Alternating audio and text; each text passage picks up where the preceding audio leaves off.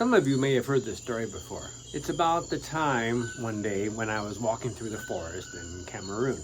You know, one day I happened to be walking through the forest and I came across a settlement of people from the Baka tribe. They used to be called the pygmy people because they're typically shorter than normal people. I think the average height was like 5'2" or something like that. I came to this village and suddenly I was treated like royalty almost. And it ends up that I'm expected to marry the daughter of the former chieftain and his wife who had been killed by an elephant. I was expected to marry the daughter. Well, obviously I did not marry the daughter. But think about that. I'm walking down a road in the middle of the rainforest and I come across a tribe of pygmy people. I'm treated so wonderfully for a primitive tribe in the middle of a rainforest. And they want me to marry this woman. She spoke French a little bit. I spoke a little French. She had been to high school. So think about that. I could have married her. It was expected. Why was it expected? Why, when I said no to her, did I cause such disappointment? I broke her heart, and I just met her. Think about it. About a month earlier, this woman was up in the capital city studying. She was the only person in the settlement who was getting an education. Suddenly, while her mother and father were out doing something in the forest, an elephant came and killed them.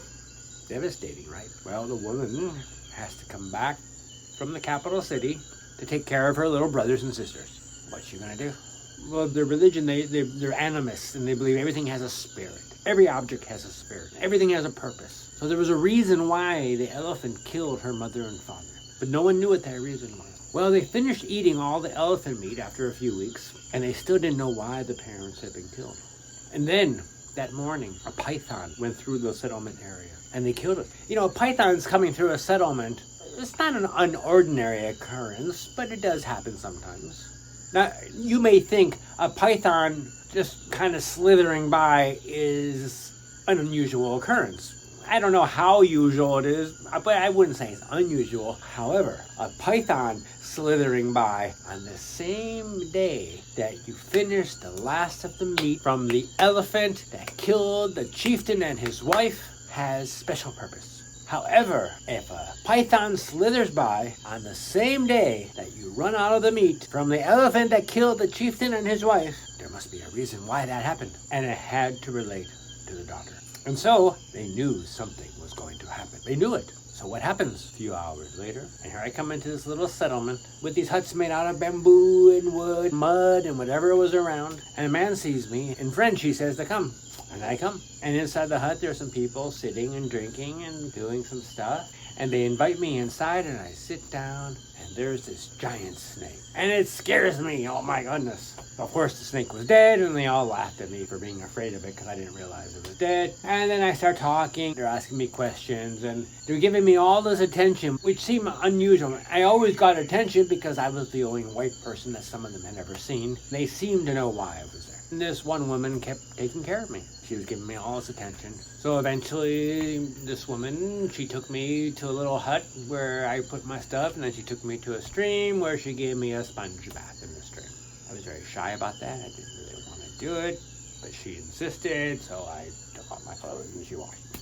Oh, that was weird. This is the middle of the forest. You can't imagine all the noise. This is tropical rainforest, jungle. Monkeys, noises. I don't know what kind of things are in the water. And she's there, and at the riverside, I'm standing on a rock. Nothing, like sitting on a rock, and she's washing, and she puts powder on me and everything, and she takes me back up, and I take a nap while she prepares dinner. And when she wakes me up after my nap, she's wearing a dress, like a prom dress. Imagine you're going to your senior prom, a dress like that. And that's what I imagined.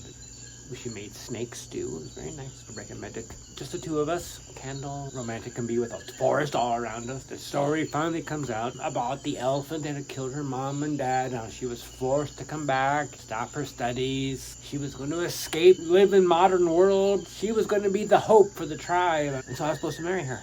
It was expected. Everyone in this whole little settlement, everyone in the tribe knew about me. They knew I was coming. I was expected to marry her. It was destined. The gods told them. So when I said no to her, and she was severely disappointed, and she showed me the graves for her mom and dad, and this is where she really explained. She started crying. She put her head on my shoulder. Again, in the forest, there's her mom and dad's mounds in the ground, and I didn't know what to do. And so in the morning, she made breakfast for me. He's like, are you sure? Are you sure? And I said, I'm sure. And when I said goodbye, I gave her some bars of soap, antibacterial soap, Safeguard, to remember me by. She washed me. I gave her some soap. What was I to do? I wasn't going to marry her, but I felt so guilty. Why would I feel guilty for not marrying this woman? But she knew.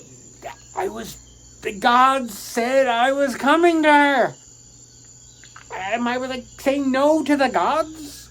So I kept walking. Had some more adventures along the way. Nothing quite like this. Now imagine you're this woman. Imagine you're her. And your faith, your beliefs are telling you that I'm going to come by and I'm supposed to marry her. And then I come by and I say no to the marriage. How do you feel? Think about it. Maybe I completely, utterly devastated her life. Maybe not. Maybe I had no effect whatsoever and she forgot about me 5 minutes later. I don't know that, but maybe I did. Or maybe she decided, that's it, I'm leaving my tribe forever. I don't care about my little brothers and sisters. Or maybe the tribe ended up just suffering forever because they had no leader. I could have been the leader of the tribe. Think of the power I could have had leading this tribe. Why do I joke about this? I mean, it's serious. I shouldn't joke, but think about it. How many people do you know have run into a situation quite like this? How many? I mean, I still can't believe this happened to me. What if she's thinking now about this and she's thinking, why didn't he stay? Why didn't he stay? What if that's really happening? But probably she forgot about me 5 minutes later and I continue to think about her 40 years later. Still, I can't believe that happened to me. And to think 12 months earlier, 10 months earlier, I woke up on a beach to the sight of someone saying, "You KGB?" Why, it was strange.